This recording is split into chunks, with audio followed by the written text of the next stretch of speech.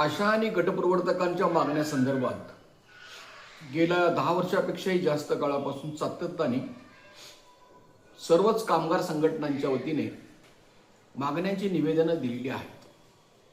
काही मागण्या मान्य झालेल्या आहेत, काही मागण्या अनिर्णित आहेत आणि काही मागण्यांच्या बद्दल सरकार स्पष्टता देण्यास तयार नाही.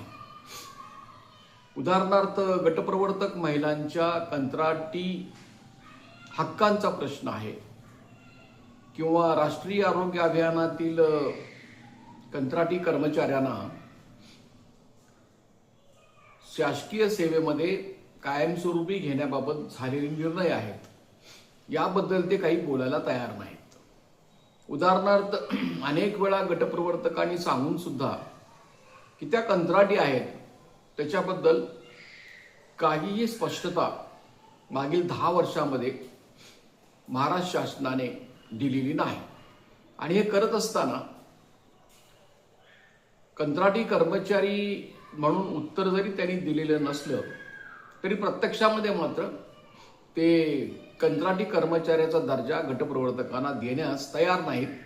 ते असंच समजतात की गटप्रवर्तक या सुद्धा आशांच्या जरी सुपरवायझर असल्या तरी त्या मानधनावरच काम करणाऱ्या आहेत. कंत्राटी कर्मचाऱ्यांचा दर्जा देण्याची त्यांची तयारी नाही. आता कंत्राटी दर्जा देणं हा काही फार मोठा विषय आहे किंवा फार मोठा निर्णय आहे असं आपण म्हणू शकत नाही. आमचं असं म्हणणं आहे की कंत्राटी पद्धतच तुम्ही रद्द करा.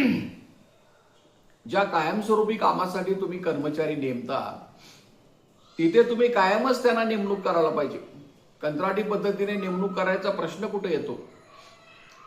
तर हे आपण समजून घेतलं पाहिजे. गटप्रवर्तकांनी ही बाब समजून घेतली पाहिजे की महाराष्ट्र शासनाने आजपर्यंत मध्ये काँग्रेसचं शासन असो किंवा आघाडीचं शासन असो, युतीचं असो, महायुतीचं असो, प्रत्येक वेळेचा हा अनुभव आहे की त्याच्याबद्दल त्यांनी बोलणं टाळलेलं आहे. आणि ते म्हणजे त्याचा अर्थच असा आहे की ते गटप्रवर्तकांना कंत्राटी कर्मचारी समजायला तयार नाहीत किंवा ज्या कंत्राटी कर्मचाऱ्यांची 10 वर्षे पूर्ण झालेली आहेत अशा कंत्राटी कर्मचाऱ्यांना सध्या महाराष्ट्रामध्ये मुंबई उच्च न्यायालयाच्या निर्णयानुसार अधिसंख्य पद्धतीने असो किंवा इतर काही पद्धतीने असो कायम करण्याची प्रक्रिया जे शासन आदेश काढीत आहे त्याच्यामध्ये गटप्रवर्तकांचा समावेश नाही. आता हे समजल्यानंतर काय मार्ग आहे? म्हणजे शासन वर्षानुवर्षे ही बाब मान्य करायला तयार नाही.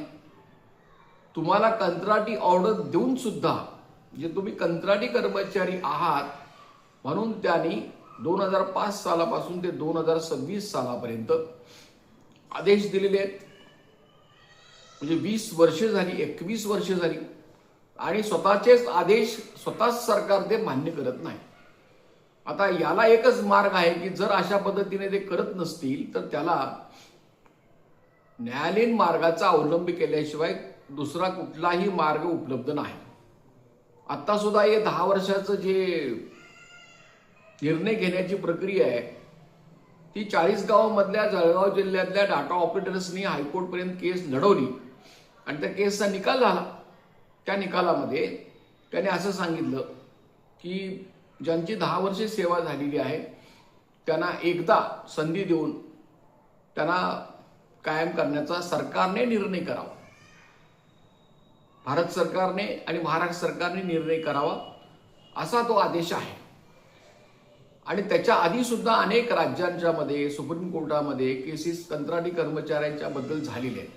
म्हणजे असं कंत्राटी कर्मचारी किंवा गटप्रवर्तकांनी समजू नये की सरकार आपोआप निर्णय घेईल मग आम्हाला ते लाभ मिळतील, कुठे काय जायची गरज नाही, युनियन करायची गरज नाही, असं वाटण्याचा प्रश्न कसा तयार होतो?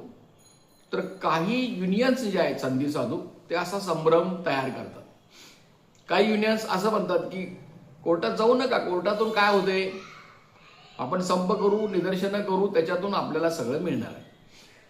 आणि कोर्टाचा निर्णय झाला की मग ह्या युनियन्स हेच म्हणायला तयार होतात चला या कोर्टाच्या निर्णयाची अंमलबजावणी झाली पाहिजे. पण मुळातच कोर्टात जाऊ नये असा प्रचार त्यांचा असतो. किंबहुना ज्या युनियन्स कोर्टामध्ये जातात त्यांची निंदा करणे, त्यांची अवहेलना करणे, काय अर्थ नाही म्हणणे आणि स्वतः मात्र पठाणगिरी करून आशांच्याकडनं, गटविरोधकांच्याकडनं फंड गोळा करणे, हे एकच काम चालू असतं. केसेस हायकोर्टमध्ये घालण्याच्या बाबतीमध्ये चेष्टा करायची, त्याला काय अर्थ नाही म्हणून सांगायचं, त्यातनं काय होणार नाही म्हणून सांगायचं आणि झाला की त्याचं समर्थन करायचं. हे सर्व युनियन्सच्या बद्दल, म्हणजे काही मोठ्या युनियन्सच्या बद्दल घडलेलं आहे. मी तुम्हाला अनेक वेळा उदाहरण दिलेलं आहे. गुजरातमधली मनीबेन धारिया नावाची जी महिला आहे अंगणवाडीची, भारतामध्ये कुठंही ग्रॅज्युटी मिळत नव्हती, म्हणजे अजूनही मिळत नाही म्हणा. ग्रॅज्युटी म्हणजे तुम्ही रिटायर्ड होत असताना तुम्ही जितकी वर्षे काम केलेली आहेत तुमची ती आरोग्य सेवा लक्षात घेऊन वर्षाला 15 दिवसाचा पगार तुम्हाला द्यायचा. आता त्या कायदा नसताना, काही नसताना त्या मनीबेन बाईंनी जिल्हा आरोग्य केंद्राकडे, जिल्हा आरोग्य अधिकाऱ्यांना मागणी केली, त्याने अमान्य केली. मग त्या हायकोर्टमध्ये गेल्या, हायकोर्टमध्ये सुद्धा अमान्य झालं, सुप्रीम कोर्टापर्यंत त्या बाई गेल्या. आता ही कुठलीही युनियन याच्यामध्ये नाही, स्वयंसेवी संस्थेच्या वतीनं त्या बाईने ही केस लढवली. हायकोर्टमध्ये त्यांचे वकील काय म्हणाले की या मानधनावर काम करतायत, त्यांना कायम होण्याचा अधिकार नाही, या काय सरकारी कर्मचारी नाहीत, आमचे कर्मचारी नाहीत, यांचा आणि आमचा काय संबंध नाही, आम्ही देणार नाही. कोर्टाने असं सांगितलं, नेमणूक तुम्ही त्यांची करताय, सेवा सरती तुम्ही ठरवून देताय, पगार तुम्ही देताय, कामं त्यांच्याकडनं तुम्ही करून घेता आणि म्हणताय आमचा काय संबंध नाही, हे चालणार नाही. त्या कर्मचारी आहेत, तुमच्या कर्मचारी आहेत आणि त्यांचं मानधन म्हणजे पगार या व्याख्येमध्ये येतो आणि त्यांना ग्रॅज्युएट देण्याचा निर्णय 2022 साली झाला. त्याची अंमलबजावणी अजून झालेली नाही. 10 वर्षाचं जे महाराष्ट्रातलं कोर्टातलं प्रकरण आहे ते सुद्धा जून 2022 मध्ये निर्णय झालेला आहे. त्यांना त्याच्याबद्दल निर्णय घेण्यास सांगितलेलं होतं, परंतु तो निर्णय झाल्यानंतर 2023 नोव्हेंबरमध्ये महाराष्ट्र सरकारने त्यातल्या 33% जागा भरतीचा निर्णय केला आणि 66% स्वतंत्र पद्धतीने.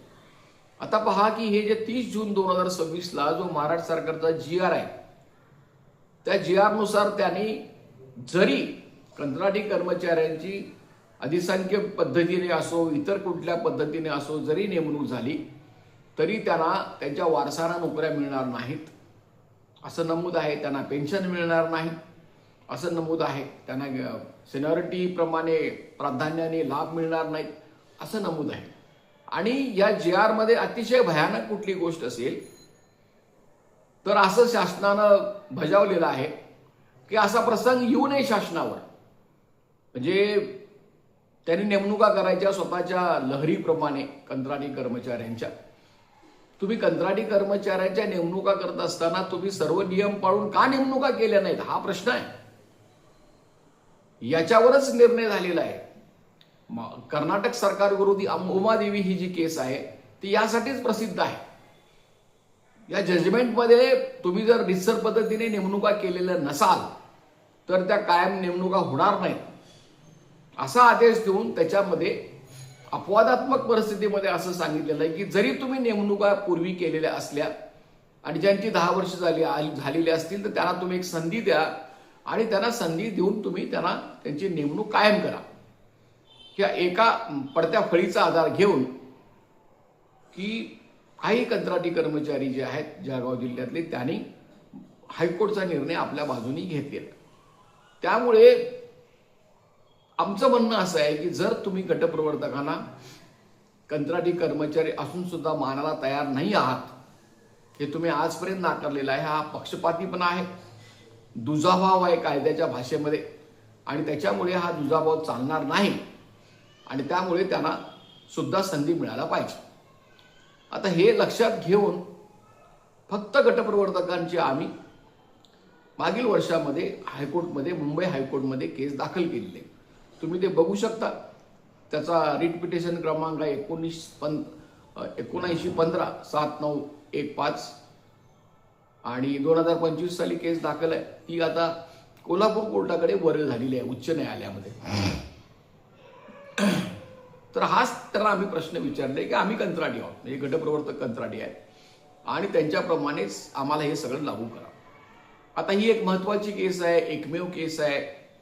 आणि आता काय करावं लागणार आहे की आम्ही पूर्वी मुंबईच्या वकील दिलेल्या होत्या, त्या त्याच्यामध्ये आहेत, परंतु त्या कोल्हापूरला येऊ शकत नाहीत. कोल्हापूरमध्ये वकील दिला पाहिजे.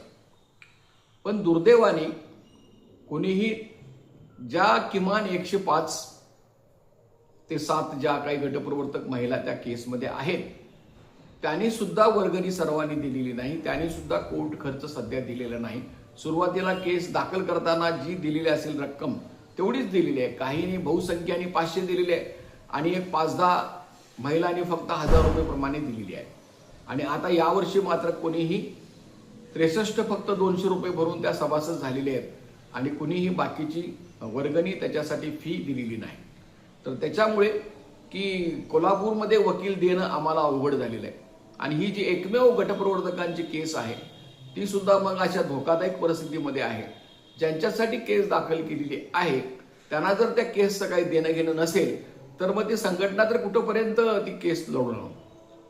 युनियनचा अर्थ असा आहे की कामगार संघटना, त्याचा मराठी अनुवाद भाषांतर जे आहे ते, कामगार जर नसतील तर संघटनेला काही अर्थ नाही, संघटना असूच शकत नाही. तर त्याच्यामुळे गटप्रवर्तक महिलांनी हे समजून घेतलं पाहिजे, त्या केसमध्ये बघितलं पाहिजे. तुम्ही ते गुगलवर जाऊन केस ओपन करू शकता, हायकोर्टच्या वेबसाईटवरनं बघू शकता. तर ते लक्षात घेणं हे अत्यंत आवश्यक आहे. आशा आणि गटप्रवर्तक महिलांनी यापुढे दोन्ही घटकांचे प्रश्न समस्या एकत्रित घेऊन लढा करणं आवश्यक आहे. कारण गटप्रवर्तकांची संख्या मर्यादित आहे 3900 आणि आशा ज्या आहेत त्या 68,000पेक्षा जास्त आहेत. त्यामुळे एकमेकांच्या मदतीने सहकार्याने लढे आपण या पुढच्या काळामध्ये लढवले पाहिजेत. आणि आमची दुसरी सुद्धा एक केस आहे, ती आशा आणि गटप्रवर्तक असे मिळून आहे शासकीय कर्मचाऱ्याचा दर्जा मिळावा म्हणून. तर आत्ता सध्या महाराष्ट्र शासनाकडून कंत्राटी कर्मचाऱ्यांची कोणती युनियन ही गटप्रवर्तकांना कंत्राटी कर्मचारी म्हणा असं सांगायला, मागणी करायला आज तयार नाही. त्यांनी ती करावी अशी आमची इच्छा आहे. आणि त्याच्यामुळे की हे सर्व होण्यासाठी हा जो पक्षपात आहे, पक्षपातपणा आहे, तो गटप्रवर्तकाने लक्षात घ्यावा आणि एक या अन्यायाविरुद्ध एक कायदेशीर मार्गाचा अवलंब आम्ही सुरू ठेवलेला आहे. तो ओपन आहे, केस दाखल आहे, त्याची प्रक्रिया अजून आपल्याला पूर्ण केली पाहिजे. परंतु ज्यांची केस आहे त्यांनीच त्या केसकडे दुर्लक्ष करायचं ठरवलं. काही आम्हाला त्याचं देणं घेणं नाही. निकाल झाला की आपोआपच तो आम्हाला लागू होणार आहे. कशाला परवा करायची, कशाला वर्गणी द्यायची, कशाला वकील फी द्यायची, काही संबंध नाही, आपोआप होईल. तर ते आपोआप केस गाळात जाण्याशिवाय दुसरं काय होणार नाही, हे लक्षात घ्या. आणि आशांचे जे प्रश्न आहेत ते व्हेजन्सी कमिटीमधील अन्यायकारक जाचकाठी आहे त्या रद्द झाल्या पाहिजेत. आता हे BLO नेमण्याच्या बाबतीमध्ये असो किंवा SIR नेमण्याच्या बाबतीमध्ये असो, SIR मध्ये पश्चिम बंगालमध्ये 90 लाख मतदारांची नावं कट झाली. आत्ताही शिक्षकांच्यावर असो ते विरोध करतायत. आणि विशेष म्हणजे सरकारने राष्ट्रीय आरोग्य अभियानाने एक पत्र काढलं तर 27 ऑगस्टला की अजिबात निवडणुकीची कामे आशांना गटप्रवर्तकांना देता कामा नयेत. आणि सोडून देऊन दुसरं जे पत्र आता त्यांनी काढलेलं आहे 8 दिवसामध्ये, त्याच्यामध्ये ते असं म्हणतायत की जरी काम द्यावं लागलं अशा महिलांना तर त्याचा मोबदला द्यावा असं सांगतायत. म्हणजे एक प्रकारे त्यांनीच घेतलेला निर्णय हा त्या सरकारसमोर झुकून त्यांनी एक प्रकारचा अन्याय केलेला आहे आणि सवलत देण्याचा प्रयत्न केलेला आहे. वेगळ्या वेगळ्या जिल्ह्यामध्ये वेगळ्या वेगळ्या पद्धतीने अन्याय सुरू आहे. BLOचं काम करायला तर कायम कर्मचारीही तयार नाहीत आणि आशांच्या बाबतीमध्ये तर ते कामावर आधारित मोबदला जर त्यांनी केला तर तो त्यांना मोबदलाच मिळत नाही. ह्यांनी काय मोबदला देणं न देणं ह्यांचं काही ते तर काही पत्ताच नाही. आणि निदान कायम कर्मचारी आहेत त्यांचा पगार तरी चालू राहतो. तर हे जे निर्णय घेणारे लोक आहेत ते दररोज 30,000 रुपये पगार घेतात आणि 30,000 रुपये पगार घेऊन ज्यांना महिन्याला 10,000 देतात त्यांच्याबद्दल निर्णय करायची सुद्धा त्यांची तयारी नाही. तर हे सर्व लक्षात घेऊन याबद्दल तुम्ही हस्तक्षेप करा, विचारणा करा, प्रश्न उपस्थित करा आणि ही जी काही न्यायालयातली केस अत्यंत महत्त्वाची आहे ती तुम्ही कशी चांगल्या पद्धतीने चालवली जाईल त्याच्यातले मुद्दे काय आहेत ते समजावून घ्या एवढी विनंती करून मी आजचं जे भाष्य आहे ते पूर्ण करीत आहे. मी शंकर पुजारी. माझा मोबाईल क्रमांक आहे 9960499366. काही शंका असल्यास जरूर संपर्क करा. हे यूट्यूब चॅनल आहे ते असंघटित उद्योगातील कर्मचाऱ्यांच्यासाठी चालवलं जातं. तर हे तुम्ही जास्तीत जास्त सबस्क्राईब करा, लाईक करा, फॉरवर्ड करा एवढी विनंती करून मी थांबत आहे. धन्यवाद. लाल सलाम. जय भीम.